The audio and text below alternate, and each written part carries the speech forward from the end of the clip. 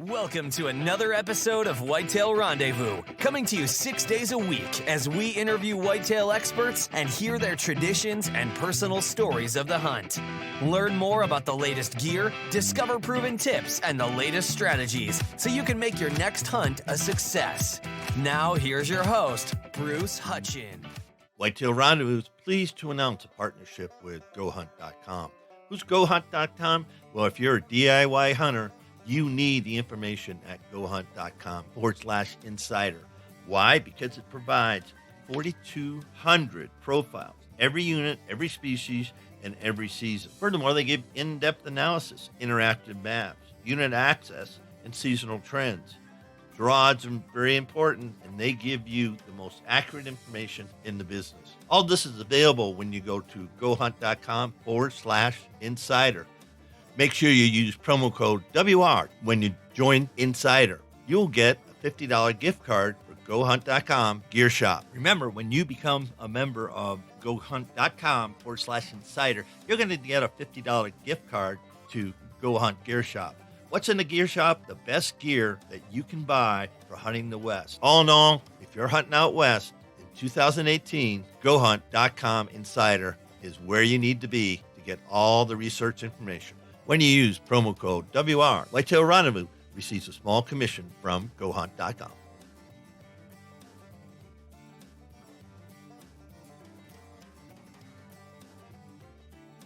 Hey, folks, we got a new sponsor. It's called Buckwild Coffee. What's so special about Buckwild Coffee? Well, a gazillion people go to Starbucks every day and drink coffee. Well, why shouldn't Buckwild Coffee offer you light, medium, or dark roast with free shipping? All you have to do is go to whitetailrendezvous.com, go to shop, and order your coffee, and I'll ship it out for free. Hey, thanks so much for visiting Buckwild Coffee. The best brew in the West, the best brew around the campfire, the best brew in the hunting shack, the best brew anywhere. Buckwild Coffee. Get yours today. Another episode of Whitetail Rendezvous. And we're heading to central Minnesota. And we're going to visit with Eli Gesell. And Eli is the author of Whitetail Underground, which is a blog. You can go to whitetailunderground.com and read some of its exploits. And I'm just happy to have Eli on because he does a lot of public land hunting, even though there's a lot of agriculture around and they get their family farm, but it's not that private because family hunts it also. So, Eli, welcome to the show. Well, I'm happy to be here, Bruce. Well, it's going to be exciting because in the warm-up we talked about a lot of things, and I'm just going to start off with your blog and why you have that up there, and just talk to us about what you want to share on Whitetail Underground blog. Well, a couple of years ago, I had a little bit of an accident that kind of put some things in perspective. And, you grew up watching these guys like Micah Waddell and other guys. And it was always something that I thought I'd like to get into is that outdoor industry and work at something I'm passionate about. And when I had that accident, it kind of left me wanting to make sure that I didn't at least try. And that was in 2015, January of 2015. And I've been having a blast. It's going a little bit slower than I would have thought, but I think there's a lot of guys out there trying to do the same thing, Well, sure. I mean, everybody wants a piece of, at least, piece of the, how do I want to say it, the industry. But see, we're all unique, and that's why Whitetail Rendezvous exists. Because I'm unique, because I'm the only guy there is. I'm the only Bruce. You're the only Eli. So nobody can see the hunt through anybody's eyes but yourself. Right. And you know what? It's kind of a lot of the stuff that you get to watch on TV is not relatable to the regular guy. We don't all have a bunch of acreage at our disposal, and most guys are out on public land just hustling, and dealing with pressure and a lot of other people. So in your blog, do you have, lessons learned? I know that you've got a lot of, I've seen some videos on it, and there's a lot of information. You mentioned in the warm-up there's a guy that you've kind of adapted some of his techniques. Let's talk about that a little bit. Yeah, that's Dan Infault. He runs the Hunting Beast forum, and he's kind of a legend in the Midwest here as far as guys hunting on public land. And his system is to scout hard, find a buck bed, and sneak in and try and take that deer out of his bed. And it's something that I started trying to do last year. Struggled pretty bad. I got humbled pretty quick. He makes it look pretty easy, and it's not. I've found a few more things this spring here that I'm starting to feel good about come fall, but we just have to see what happens. You mentioned hunting swamps. Talk to me about that. Excuse me. Yeah, it's a lot of the property that is public around home here is big cattail and willow brush swamps, and it's pretty easy to find good bedding, and it's a lot harder to try set up and hunt. A lot of short trees, a lot of stuff that's tough to get through, a lot of water, so it's a struggle to try and put the puzzle together. You think about that. How do you do that? So this public land, it's swamp.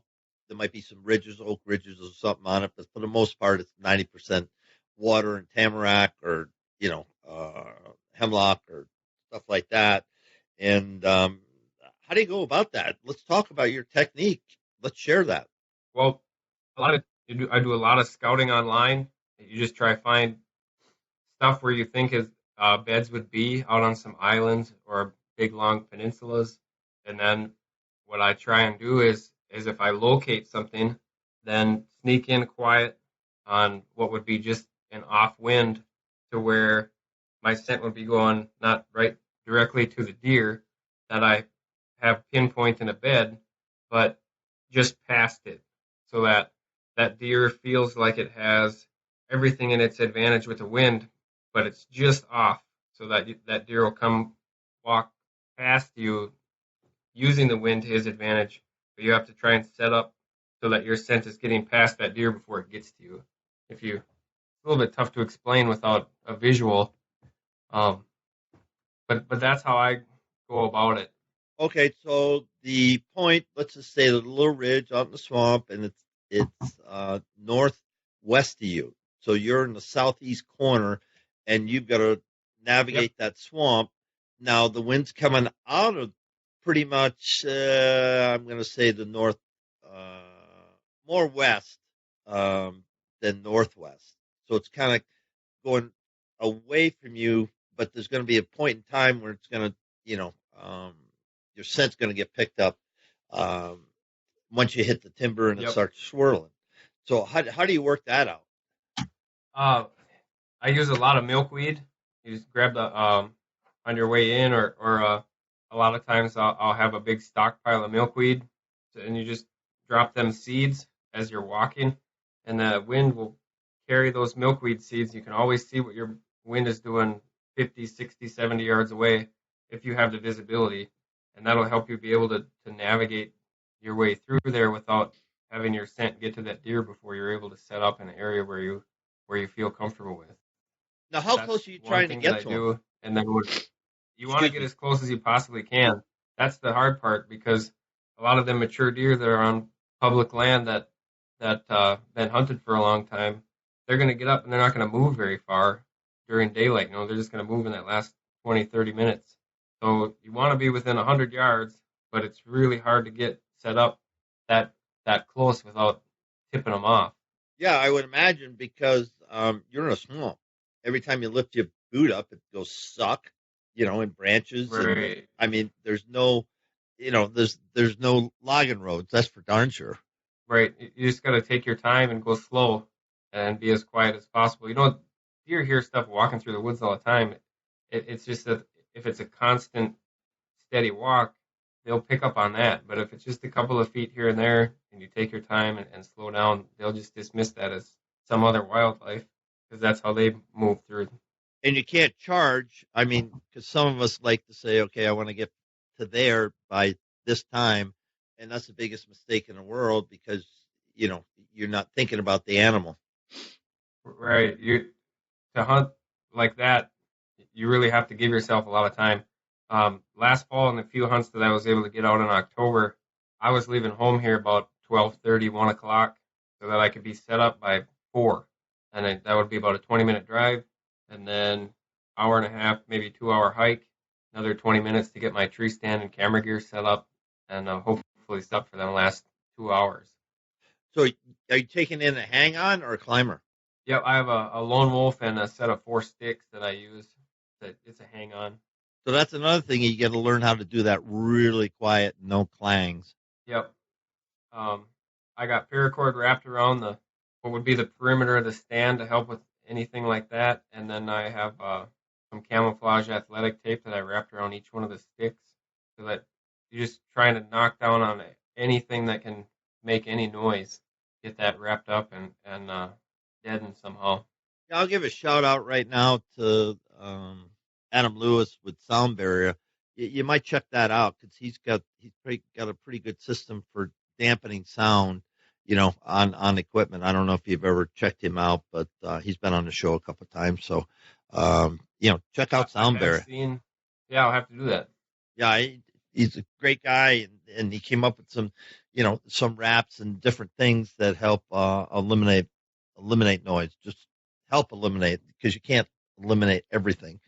I mean, Lance says you get a Right. bow, you get a stand, and you get some sticks, and whatever else you might have, drag it along. So it's tough. How Yep. close have you got to a better buck then? Well, last year I didn't get a bunch of scouting done, so I was just setting up on what I felt there should be bedded deer, and so I can't actually answer that question. Did you see any bust?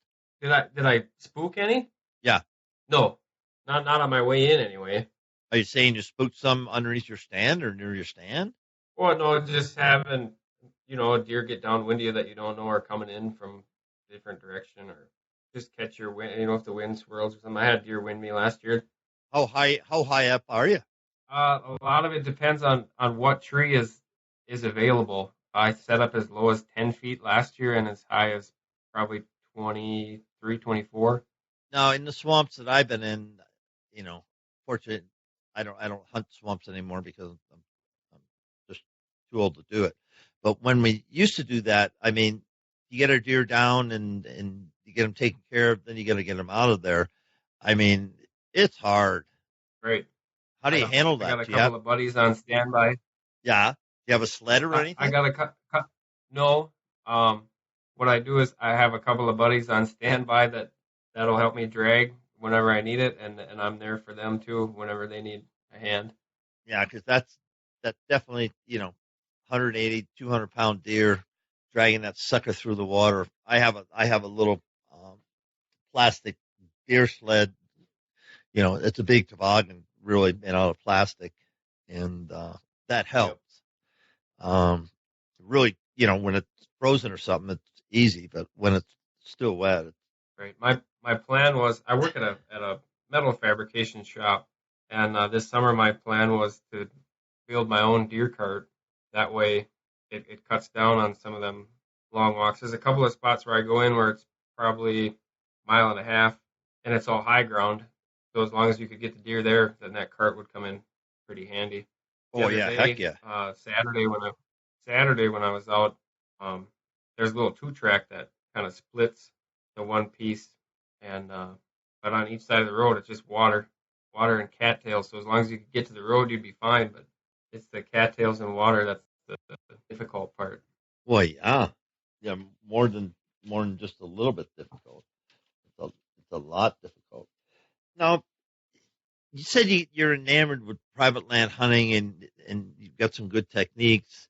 What's the allure of private land hunting rather than hunting the places you got permission on a private land or your own home farm? Um, you mean the public land? Yeah, the public land. So, why do you like hunting Um, public land? Part of it is now after I've done it a little while is just the sheer amount of land that's available. Um, I grew up on a 240-acre dairy farm, and I love to hunt there, but it's 240 acres, and most of that's cropland. And any direction I drive within a half hour, there's probably another 5 or 6,000 acres that I can hunt, and I just like seeing new things over and over.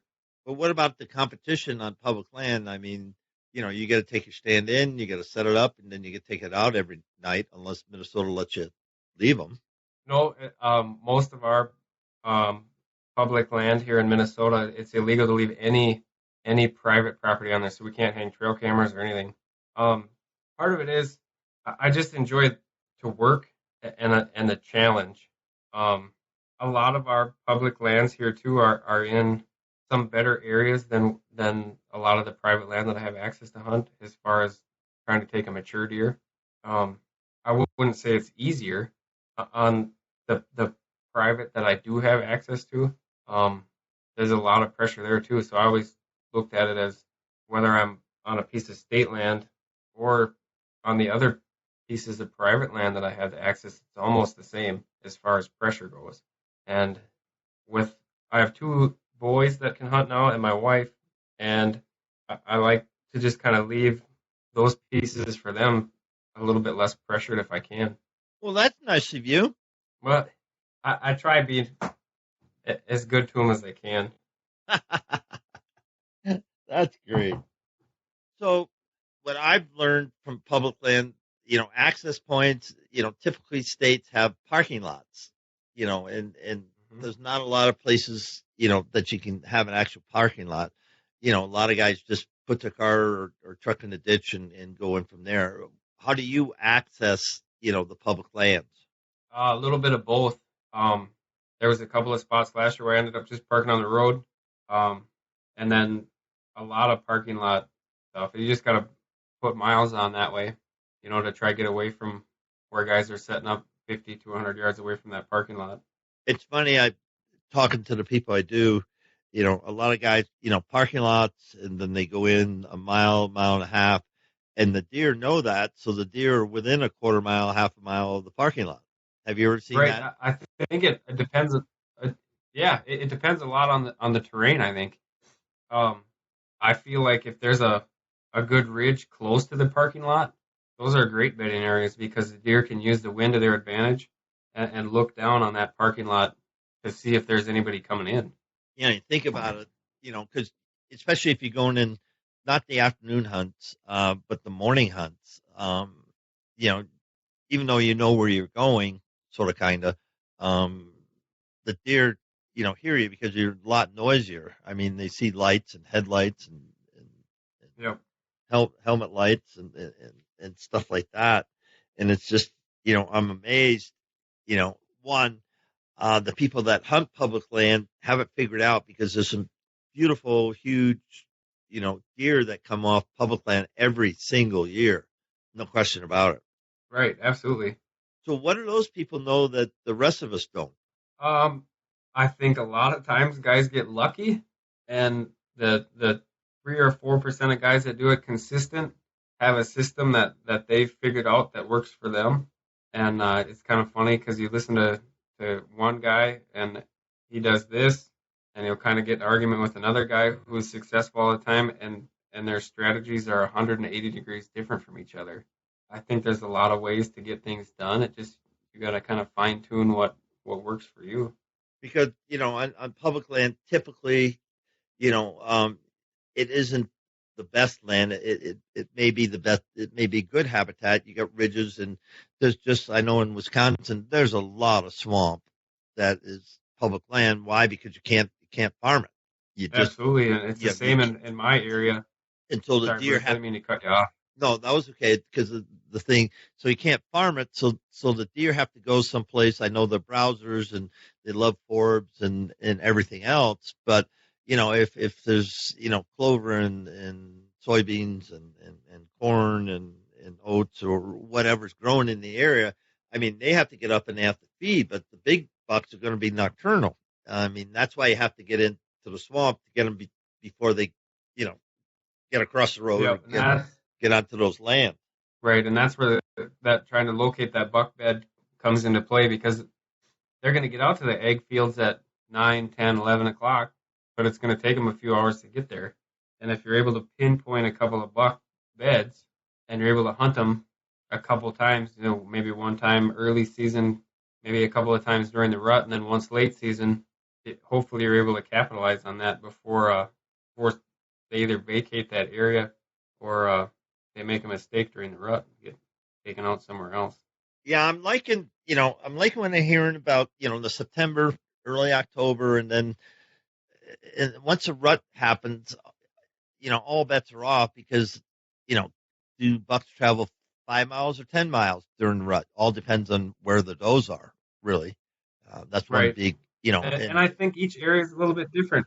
so I'm going to look for, heavy traffic and crossing traffics and land barriers and funnels and pinch points that, if I do an all day sit, I've got a better than 50-50 chance of a buck coming by, because he's going to use that, that travel, because when they're cruising, you know, um, they're looking, and they want to find them. So they're going to use the best topography they can, the easiest, to go through their home range and intersect with other bucks' home range. Because they're seeking and they're chasing, and they're, getting the lockdown, and then it's post rut. So Right. yeah, it's pretty big game, isn't it? Yeah, it's huge. It's a big chess match, and it kind of whoever makes that first mistake is the one who's going to lose. Yeah, they are, and people wonder how, 4.5 and older deer make mistakes, but they do, and it's not just during the rut.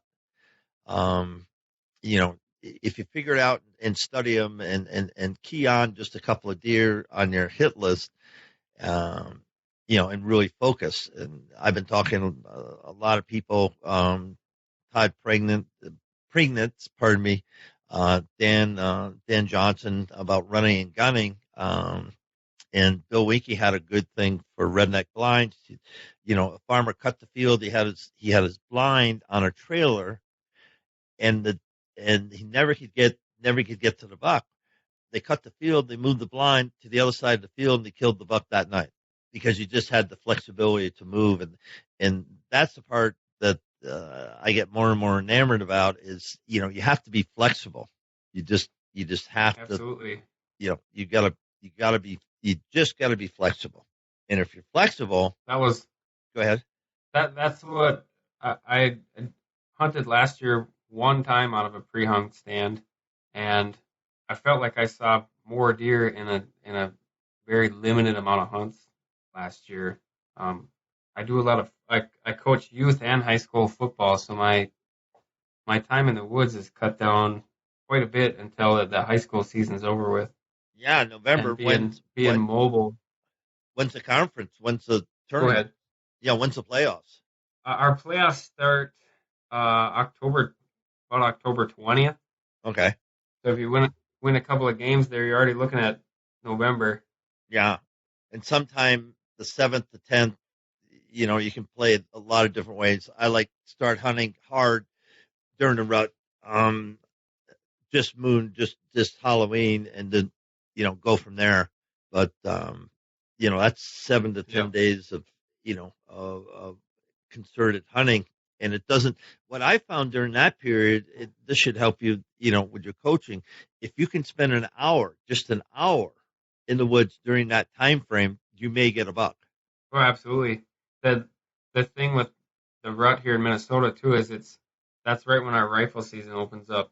So it in a perfect world, I'd like to be able to hunt that last week of October before our rifle season comes in that first week in November.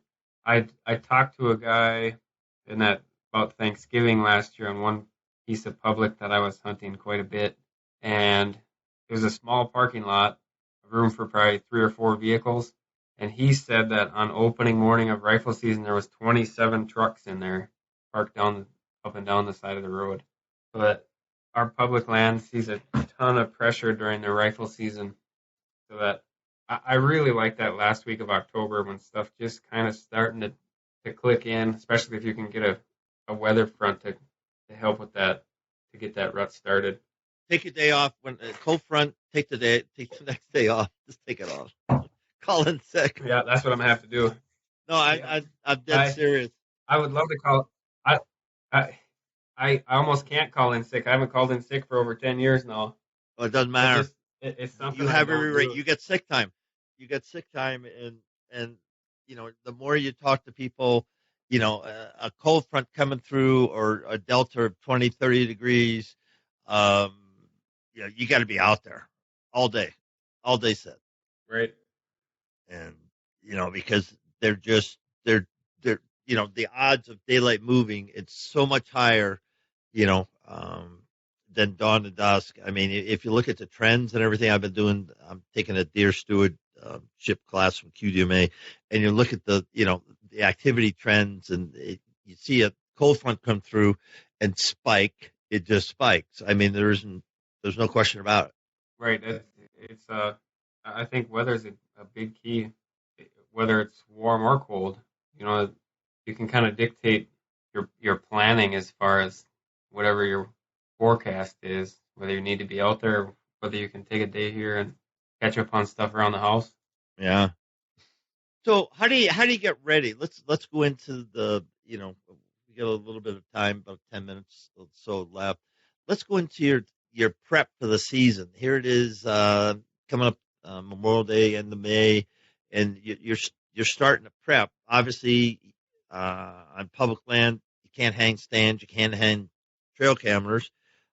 You can throw some seed around, maybe, or not, and have some kill plots, but somebody else will find them. So I don't know if that's a good idea. So, what's your preparation for the deer season?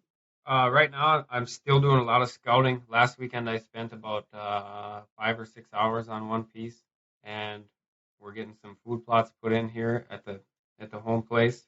And I'm just going through my gear, making sure that if there's a creak in a stand, that I'm going to fix that. Making sure that I can cut down any noise that I can. Uh, Running trail cameras at the home farm, mineral, and just double checking that everything's good to go over there. And a lot of looking at aerial maps, trying to pick out a spot where I feel good about. And then all summer long, I'll be poking into them publics just to try and see if you can't find that one magic spot that a good buck is going to be bedding. No, on the high ground or on a ridge where there's sunlight. One, you need a ridge. Two, you need access to sunlight.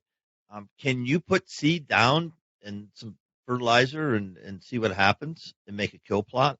On the public land? Yeah, huh? I'm talking 10 by 10, 100 square feet. Well, I don't know. I don't know what the ruling would be on that.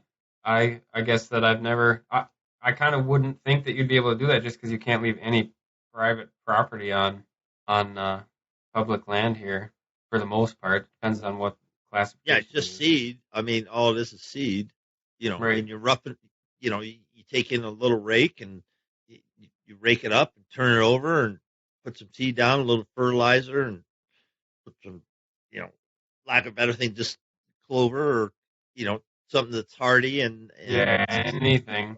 you know, shade tolerant a little bit. And, I'd be interested in finding that out, because on the ridges where there's oaks and stuff, you're going to have mass. But if you got oak trees, then you've got tree stand availability, and you know it's close to intercepting that buck between bed and his groceries. Just a thought. I don't know if it's legal or not. Folks, don't go out there and say Bruce Hutchin from Whitetail Right. Roundup said go out and set up kill plots on public land. Not. But check the regs, because it doesn't take much Right. time. I It's mean, it's definitely worth something to look into. because you Right. could carry, One simple phone call to the yeah, conservation office, and a guy would know. yeah. I mean, you know, literally with just a rake and little bag of seed and a little bag of fertilizer, and as long as you have sun, you got to have sun. It can't be 100% shade, but there's a lot of shade tolerant. Yeah, it wouldn't take much. No, It's something that I guess I'd never even just brought it up. yeah, something to think about. Well, let's talk about and finish up about your hunting tradition. I know it's rich, and I know you were fortunate to have a dad that took you out. So let's close up the show and let's talk about Eli's hunting tradition. Bruce, you're breaking up really bad. I didn't quite catch what you just said. Yeah, there. and I'll be able to edit that. What I want to do, we got about 5 or 10 more minutes. I want to talk about your hunting tradition. Have we lost it? What was that? Yeah, we'll try one more time. Your hunting tradition? Yeah, I guess we lost it. Now, Can you hear me? Nope. now I got Can you hear me? you. You got me now? Yeah. No, you're breaking I'm up. going to go Yeah, you're breaking on. up. Yeah, we're gonna have to. Yeah, we're just gonna have to end the show where we were before, Eli. I'll call you back on a landline because I've lost you. Next up on the show is Zach Harold. Now, Zach is the podcast host for Archery Maniacs, and he is an whitetail archery maniac, that's for sure. And I say that with laughter and joy because this man is passionate about it, whitetail hunting. Also passionate about getting his kids, his family, his friends involved in archery, both in the field and in tournaments.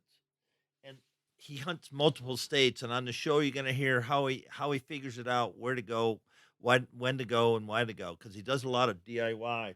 And it's a show that's going to help you get some insight to what a very successful young man is doing in the outdoor industry as a career, but also as a hunter.